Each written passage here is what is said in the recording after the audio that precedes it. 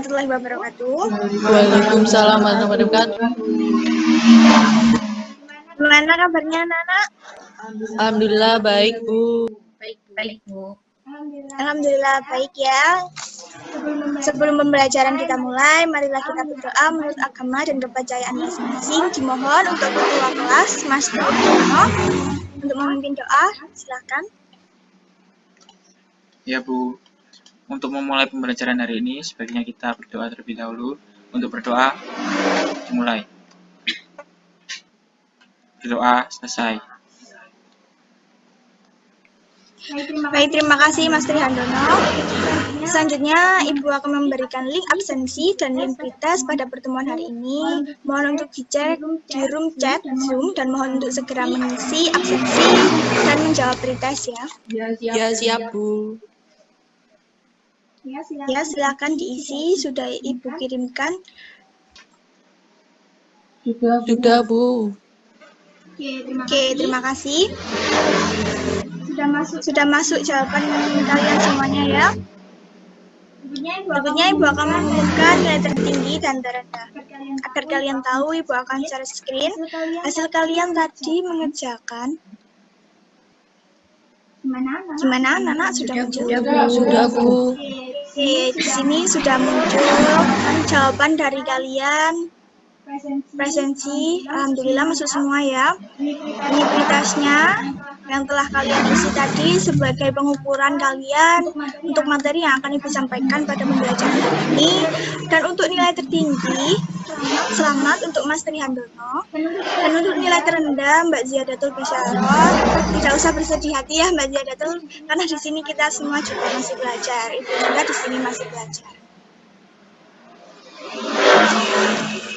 Oke, untuk pertemuan pada pembelajaran hari ini, materi yang akan kita pelajari yaitu ancaman terhadap negara dan dalam Bhinneka Tunggal Ika.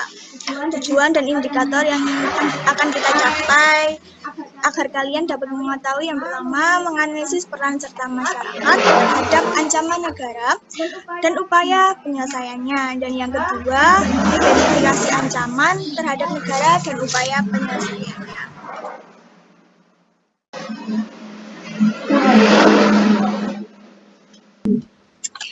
Oke, memasuki kegiatan inti, Ibu di sini akan menjelaskan melalui PPT tentang ancaman terhadap negara dan Bhinneka Tunggal Ika. Seperti yang telah Ibu sampaikan tadi, keanekaragaman bangsa Indonesia merupakan sebuah potensi dan tantangan tersendiri karena membuat bangsa kita menjadi bangsa yang besar dan memiliki kekayaan yang melimpah, baik kekayaan alam maupun kekayaan budaya yang dapat menarik minat para wisatawan asing untuk mengunjungi Indonesia dan investor asing untuk menanamkan modalnya di Indonesia. Selain itu, kebinekaan bangsa Indonesia juga merupakan sebuah tantangan bahkan ancaman. Adanya kebinekaan membuat penduduk Indonesia mudah berbeda pendapat dan mudah tumbuh perasaan kedaerahan yang sempit sehingga sewaktu-waktu bisa menjadi ledakan yang akan mengancam integrasi nasional atau persatuan dan kesatuan bangsa. Oleh karena itu, semua warga negara harus mewaspadai segala bentuk ancaman yang dapat memecah belah persatuan bangsa. Pada bab ini, kalian akan diajak untuk mewaspadai ancaman terhadap integrasi nasional dan Ipolexos Budhankam.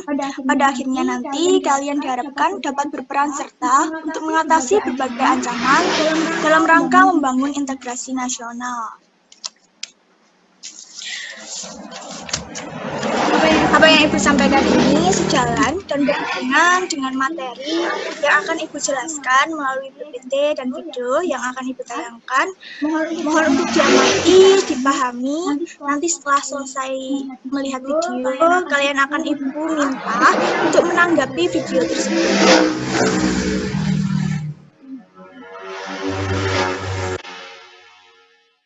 Oke, selanjutnya mohon untuk melihat video dan diamati ya. Ya, Bu. Mabes Polri membenarkan adanya penangkapan 20 terduga teroris yang dilakukan di Villa Mutiara Biru, Kota Makassar oleh tim Semen Khusus TKR 88. Dalam operasi penangkapan 20 orang teroris oleh tim Densus 88 anti teror di Makassar, 17 orang ditangkap, 1 orang terluka, 2 orang tewas dalam penangkapan karena melakukan perlawanan. Dalam operasi penangkapan, polisi juga menyita sejumlah senjata tajam jenis parang serta senjata api jenis PCP sebagai barang bukti. Polisi menyebut teroris yang ditangkap disebut berperan sebagai fasilitator atau penyedia fasilitas kelompok JAD di Makassar, Sulawesi Selatan bersama dengan ratusan orang lainnya.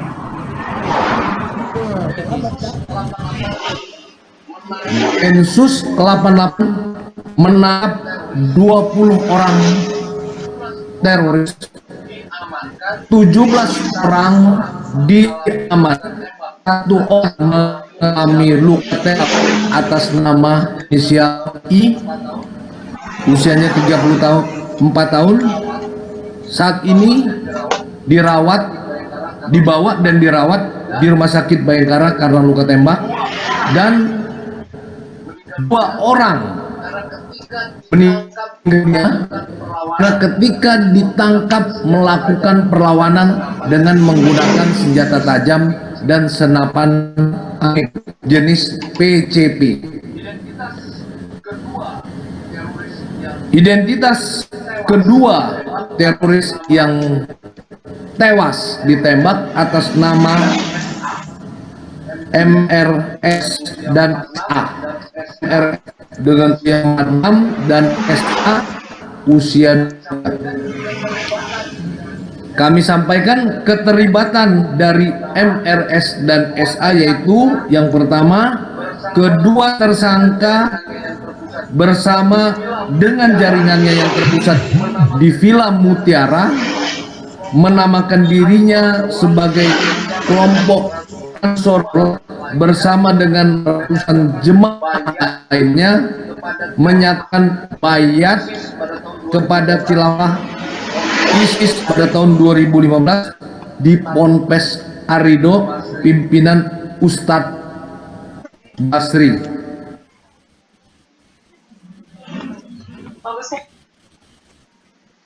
Oke, sudah selesai video yang Ibu tayangkan. Seperti yang Ibu bilang di awal, setelah melihat video, kalian Ibu minta untuk menanggapi video tersebut. Di sini Ibu menunjuk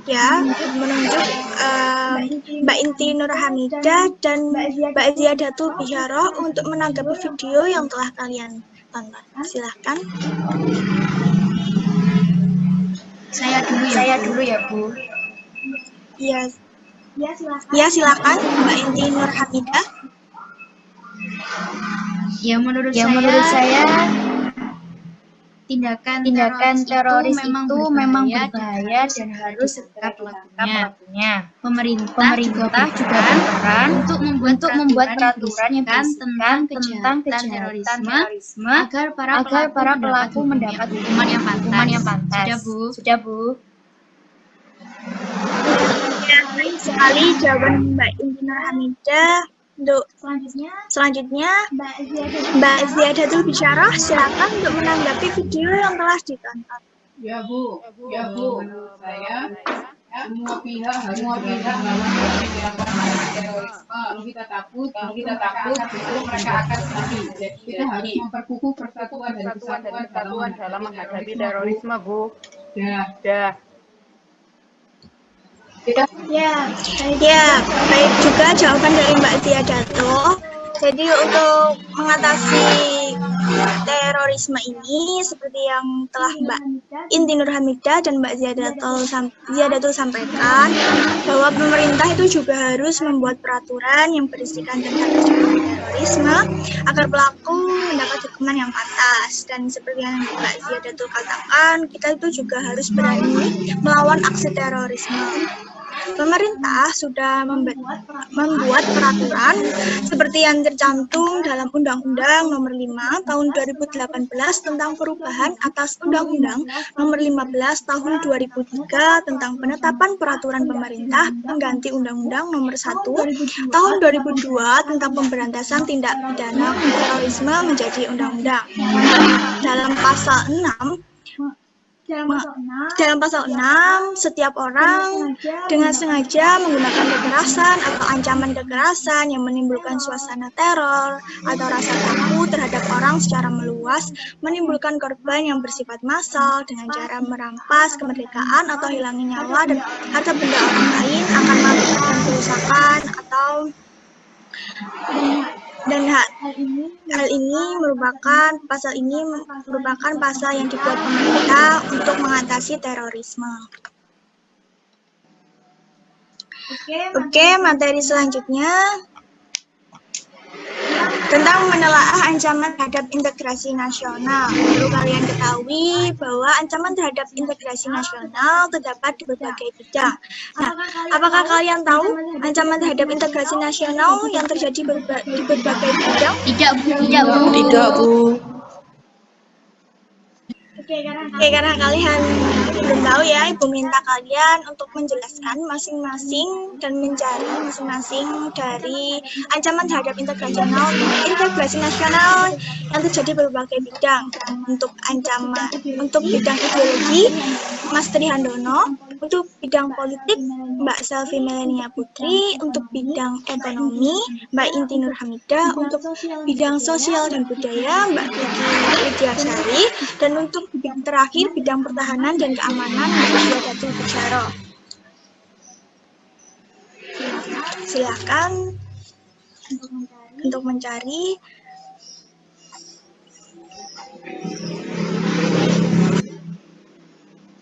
Saya sudah dapat, Bu. Oke, silakan Mbak Inti Nurhamidah. Ya. Jadi ancaman di bidang ekonomi yang paling nyata yaitu adanya globalisasi politik. Dampak dari dampak negatif dari globalisasi politik adalah Indonesia dibanding produk asing, munculnya kesenjangan sosial yang tajam, dan kooperasi sulit untuk berkembang. Sudah, Bu. Oke, bagus sekali jawaban Mbak Inti Nurhamidah. Untuk anak-anak yang lain, silakan menjawab. Mas Trihandono, Mbak Selvi, Mbak Zia, dan Mbak Kiki, silakan. Saya, Bu. Ya, Ancaman di bidang sosial budaya. ya silakan Mbak Kiki Widyasari. Ancaman di bidang sosial budaya dibedakan menjadi dua, yaitu ancaman dari luar dan dari dalam. Ancaman dari dalam dipicu oleh isu-isu kemiskinan, kebodohan, keterbelakangan, dan ketidakadilan. Sedangkan ancaman dari luar disebabkan oleh pengaruh negatif globalisasi seperti gaya hidup konsumtif, munculnya sifat hedonisme, munculnya sikap individualisme, dan munculnya gejala westernisasi. Sudah, Bu? Ya, bagus sekali jawaban dari Mbak Kiki Widyasari. Selanjutnya Mbak Selvi dan Mbak Zia. Saya, Bu. Trihandono, siapa yang duluan? Saya, Bu Selvi. Oke, silakan Mbak Selvi Melania Putri. Ancaman di bidang politik bersumber dari luar negeri dan dalam negeri. Ancaman dari luar negeri berupa tekanan politik, intimidasi, provokasi, dan blokade politik. Sedangkan ancaman dari dalam negeri berupa separatisme. Menurut Kamus Besar Bahasa Indonesia, separatisme adalah paham atau gerakan untuk memisahkan diri. Sudah, Bu? Ya, bagus sekali jawaban dari Mbak Selvi. Untuk anak-anak yang lain bisa untuk melengkapi. Silakan Mas Trihandono atau Mbak Zia Datul. Oke, Mbak Zia Datul. Oke, silakan Mbak Zia Datul. Ancaman di bidang pertahanan dan keamanan. Ancaman di bidang pertahanan dan keamanan berupa ancaman militer. Ancaman militer dapat berupa agresi atau invasi, pemberontakan senjata, spionase, dan aksi senjata. Contoh ancaman di bidang pertahanan dan keamanan adalah agresi militer Belanda, pemberontakan PKI Madiun, G30S, PKI, pemberontakan atau TII, dan lain-lain, Bu. Ya, jawaban dari Mbak Zia Datul juga baik sekali. Dan terakhir, Mas Trihandono ya yang belum jawab. Iya, Bu. Ya, silakan Mas Trihandono. Dari ancaman negara di bidang ideologi, yaitu ideologi lain yang cukup mengancam eksistensi ideologi Pancasila adalah ideologi komunis dan liberalisme. Ideologi liberalisme merupakan ancaman yang paling serius, sebab tidak hanya mempengaruhi Indonesia, liberalisme juga mempengaruhi hampir semua negara di dunia. Sudah. Jawaban dari kalian semua sangat bagus. Di sini Ibu akan memuatkan ya jawaban dari kalian. Macam-macam ancaman bagi integrasi nasional. Seperti yang kalian sudah jawab tadi, ada 5 ancaman bagi integrasi nasional. Yang pertama, ancaman bidang ideologi, politik, ekonomi, sosial budaya, pertahanan, dan keamanan. Yang pertama, ancaman di bidang ideologi, maksudnya paham liberalisme. Yang kedua, ancaman di bidang politik. Politik, provokasi, blokade politik, dan separatisme. Intimidasi adalah tindakan menakut-nakuti, terutama untuk memaksa orang atau pihak lain berbuat sesuatu. Gertakan, ancaman. Provokasi adalah perbuatan untuk membangkitkan kemarahan, tindakan menghasut, menghasutan, pancingan. Sedangkan blokade adalah pengepungan, penutupan suatu daerah, negara, sehingga orang, barang, kapal, dan sebagainya tidak dapat keluar masuk dengan bebas. Selanjutnya, untuk ancaman di bidang ekonomi. Ancaman di bidang ekonomi adalah adanya globalisasi ekonomi yang mengakibatkan Indonesia akan dibanjiri barang dari luar negeri dan perekonomian Indonesia dikuasai oleh pihak asing. Dan yang keempat yaitu ancaman di bidang sosial budaya, seperti munculnya individualisme, munculnya semangat gotong royong, munculnya gejala westernisasi, hidup kebarat-baratan ya. Dan yang terakhir yaitu lunturnya nilai keagamaan.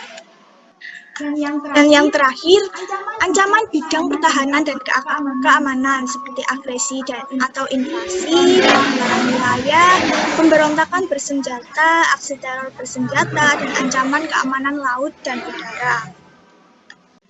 Oke, materi selanjutnya mengenai strategi mengatasi berbagai ancaman terhadap Ipolexsos dalam membangun integrasi nasional. Tadi kita membahas ancaman terhadap integrasi nasional yang terjadi di berbagai bidang. Selanjutnya strategi. Kalian bisa baca buku kalian halaman 16, lalu kalian ungkapkan apa yang telah kalian baca tadi. Dan sebelumnya Ibu akan membagi agar kalian mencari dan mengungkapkan strateginya untuk mengatasi ancaman terhadap Ipolexsos untuk Mbak Inti Nurhamidah dalam bidang ideologi, ancaman strateginya seperti apa? Untuk Mbak ideologi dan politik ya, mohon maaf. Untuk Mbak Zingatul Bisyarah dalam bidang ekonomi, Mbak Selvi dalam bidang sosial budaya, dan Mas Trihandono dalam bidang pertahanan dan keamanan. Silakan.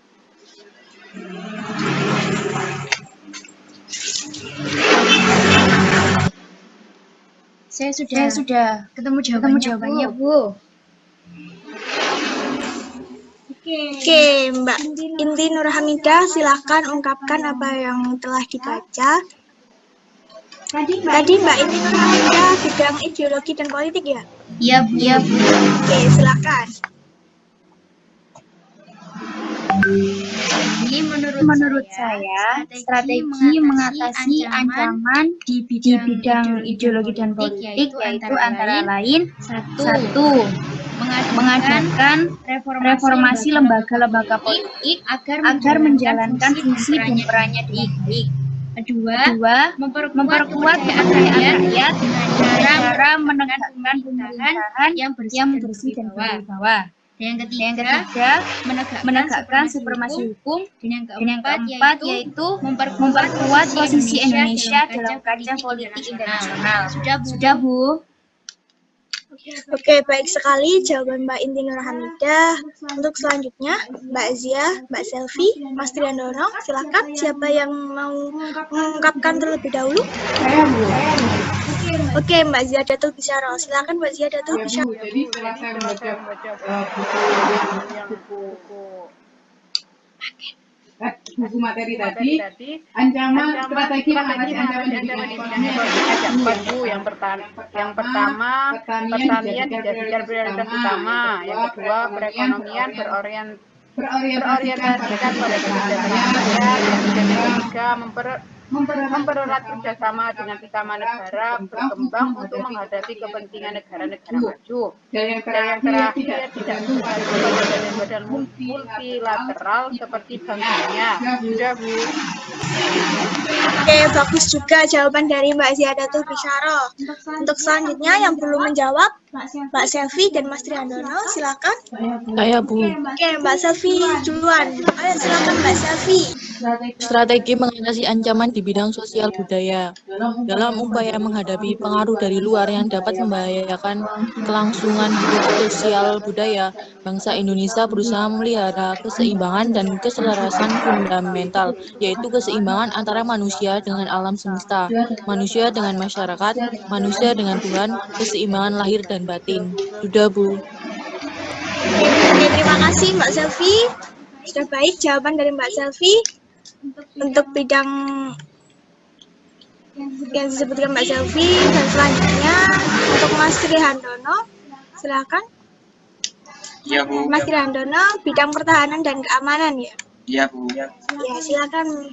Dari materi yang saya baca tadi, saya dalam strategi mengatasi ancaman di bidang pertahanan dan keamanan terdapat pasal 30 ayat 1 sampai 5 Undang-Undang Dasar 1945 yang menyatakan bahwa 1. Setiap warga negara berhak dan wajib ikut serta dalam usaha mempertahankan dan keamanan negara. 2. Usaha pertahanan keamanan negara dilaksanakan melalui sistem pertahanan dan keamanan rakyat semesta oleh TNI dan Kepolisian Negara Republik Indonesia. Yang ketiga, TNI terdiri dari Angkatan Darat, Angkatan Laut, dan Angkatan Udara sebagai alat negara yang bertugas mempertahankan, melindungi, dan memelihara keutuhan dan kedaulatan negara.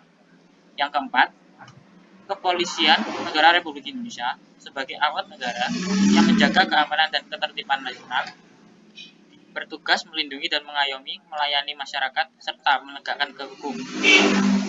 Dan yang kelima, susunan dan kedudukan TNI Kepolisian Republik Indonesia, hubungan kewenangan TNI dan Kepolisian Negara Republik Indonesia di dalam menjalankan tugasnya, syarat-syarat keikutsertaan warga negara dan usaha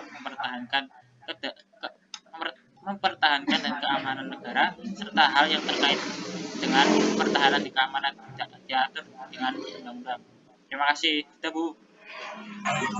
Ya, terima kasih Mas Trihandono dan anak-anak yang telah menjawab. Jawaban kalian sudah baik sekali. Di sini Ibu hanya ingin menguatkan tentang strategi mengatasi berbagai ancaman terhadap Ipolexos-Hankam dalam membangun integrasi nasional. Strategi mengatasi ancaman di bidang ideologi dan politik yang pertama, yaitu mengadakan reformasi lembaga-lembaga politik agar menjalankan fungsi dan perannya dengan baik. Lalu memperkuat kepercayaan rakyat dengan cara menegakkan pemerintahan yang bersih dan berwibawa.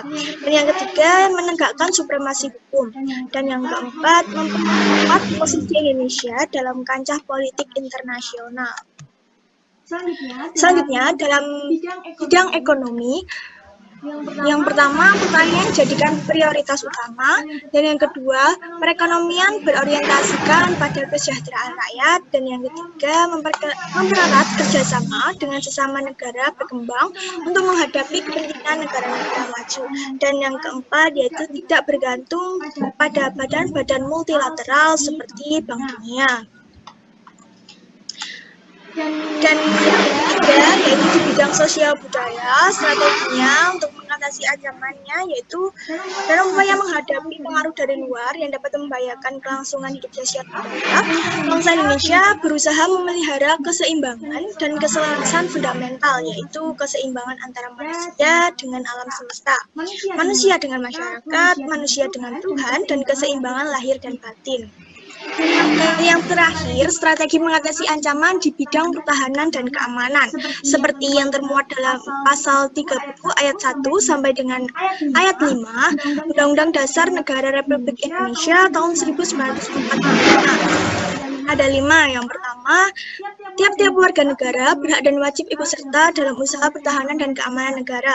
Yang kedua, usaha pertahanan dan keamanan negara dilaksanakan melalui sistem pertahanan dan keamanan rakyat semesta oleh TNI dan Kepolisian Negara Republik Indonesia. Dan yang ketiga, TNI terdiri dari Angkatan Darat, Angkatan Laut, dan Angkatan Udara sebagai alat negara yang bertugas mempertahankan, melindungi, memelihara keutuhan dan kedaulatan negara. Dan yang keempat, yaitu Kepolisian Negara Republik Indonesia sebagai alat negara yang menjaga keamanan dan ketertiban masyarakat, bertugas untuk melindungi, mengayomi, melayani masyarakat, serta menegakkan hukum. Dan yang terakhir, susunan dan kedudukan TNI, Kepolisian Negara Republik Indonesia, hubungan kewenangan TNI dan Kepolisian Negara Republik Indonesia di dalam menjalankan tugasnya, syarat-syarat keikutsertaan warga negara dalam usaha pertahanan dan keamanan negara, serta hal-hal yang terkait dengan pertahanan dan keamanan diatur dengan undang-undang.